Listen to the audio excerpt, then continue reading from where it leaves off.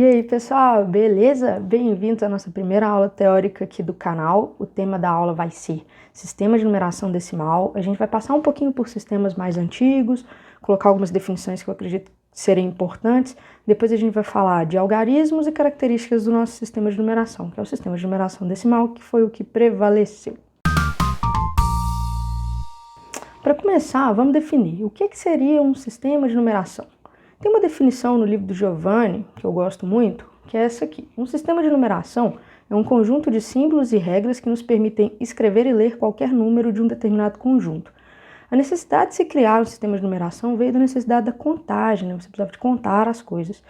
E quando a gente diz que a gente usa um conjunto de símbolos, a gente está falando dos algarismos, né? Quais os símbolos que a gente usa para escrever um determinado número, para representar algo? E as regras seriam, esse sistema ele é posicional, a ordem que você coloca esses algarismos importa, ele é multiplicativo, ele faz uso do zero nas casas vazias. Então seriam as regras que a gente usa para a gente conseguir representar uma determinada quantidade. Vou falar um pouco sobre sistemas mais antigos, mas sem entrar em detalhes, só para vocês saberem que existiam sistemas que eram usados e depois eles caíram em desuso. E o nosso sistema, que é o que a gente usa hoje, que é o sistema de numeração decimal, foi o que prevaleceu. Nós temos aí primeiramente o sistema de numeração egípcio, né, com aqueles símbolos ali, cada símbolo ali, cada algarismo que a gente usa, ele tem um valor numérico associado a ele, tem algarismo ali que vale 1000, tem algarismo que vale 100, tem algarismo que vale 10, tem algarismo que vale 1. Ele não é um sistema posicional, ou seja, a ordem como você coloca esses algarismos aí não vai interferir no valor que você está querendo representar. O sistema babilônico aí do lado, ele é um sistema que cada valor, cada símbolo que está sendo representado aí também tem um valor associado e o lugar onde você coloca esse símbolo vai mudar o valor desse símbolo, isso seria uma das regras desse sistema. E por último eu coloquei o sistema romano, que é um sistema que a gente costuma se deparar com ele em algumas situações, por exemplo, quando a gente vai representar datas, né, séculos, a gente coloca em algarismos romanos. Quais são as definições importantes que eu acho a gente falar um pouquinho antes da gente falar do nosso sistema? Qual a definição de número, algarismo e numeral? A gente acha que é tudo a mesma coisa, mas não é. Número seria, gente, uma ideia abstrata de quantidade. O algarismo seria o quê?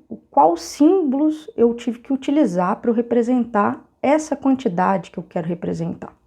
Beleza? E o numeral seria a representação em si daquele número que eu quero representar. Exemplo. Eu tenho o número 13, a ideia de 13, quantidade igual a 13, 13 coisas. Como que eu vou representar o 13? Coloquei aqui em numeral, eu posso representar com algarismos, né, do nosso sistema de numeração decimal, como 13, 1 e 3, ou eu posso representar em romanos, eu coloquei X, I, que seria 13 em números romanos. Quais os algarismos que eu usei para eu representar aquele número como numeral? No sistema decimal eu usei 1 e 3, no sistema romano eu usei X e I. Entendida a diferença entre número, algarismo e numeral? Agora vamos falar do nosso sistema de numeração. Quais são os símbolos usados no sistema de numeração decimal? Os nossos símbolos, a gente chama eles de algarismos indo-arábicos. E são o 1, o 2, o 3, o 4, o 5, 6, 7, 8 e 9. Ao todo, a gente tem 10 símbolos, ou seja, 10 algarismos que a gente utiliza para representar qualquer número no sistema de numeração decimal. E quais são as características importantes do sistema de numeração decimal? Começando, né, por uma característica que a gente já falou, quais símbolos a gente utiliza? Algarismos indo-arábicos. Segunda característica, é um sistema de base 10. O que quer dizer que ele é de base 10? Quer dizer que os agrupamentos são feitos de 10 em 10. Se você tem 10 unidades, você forma uma dezena. Se você tem 10 dezenas, você forma uma centena. Então, isso quer dizer que o nosso sistema é um sistema de base 10. Terceiro, ele é um sistema de numeração que ele é posicional. Ou seja, dependendo da posição que aquele algarismo ocupa, ele pode ter valores diferentes. Por exemplo, o número 22, o algarismo que está nas unidades, representa 2 unidades. Já o algarismo 2, que é o mesmo algarismo que está nas dezenas, ele representa 20 unidades, ele vale 20, certo? Quarta característica, utilização do zero para indicar uma casa vazia. Isso parece meio óbvio para a gente falar, óbvio que tem zero. Mas, por exemplo, o sistema de numeração romano não tem zero para representar casas vazias.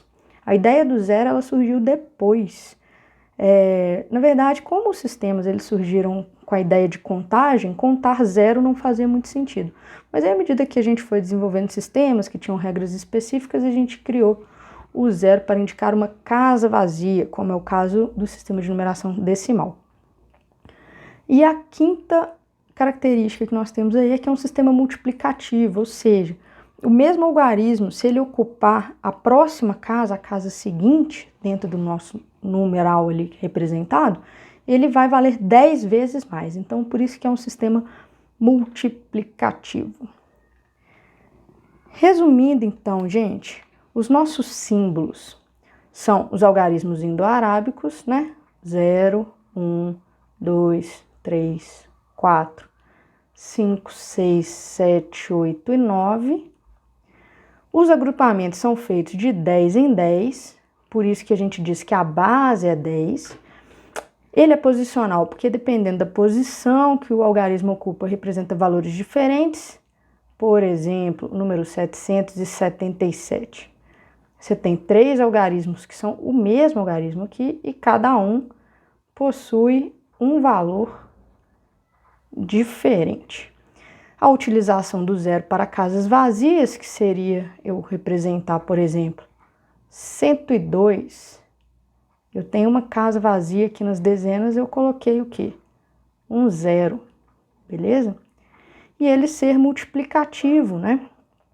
Que seria isso aqui, ó. Aqui vale 2 vezes 1 e aqui vale 2 vezes 10.